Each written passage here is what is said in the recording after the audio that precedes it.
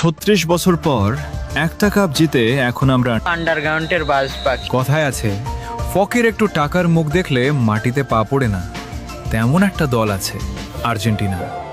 2022 বিশ্বকাপ জেতার পর এমন ভাব ধরছে মনে হয় ফুটবলের জন্মটাই বুঝি 2022 সাল থেকে হয়েছে।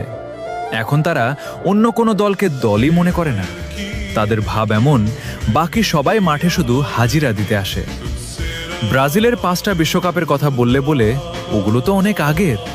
আরে ভাই, পুরনো বলে ইতিহাস কি ডিলিট হয়ে যায় নাকি? তারপর আবার বলে সব বাপদাদার অর্জন। আচ্ছা ভাই, ইতিহাসের কথা তুললে পুরনো কথাই তো আসবে। আর তোমাদের ইতিহাসে তো ডিয়েগো মারাদোনার সেই হাতের গোলের গল্প আছে। তবুও এত ভাব।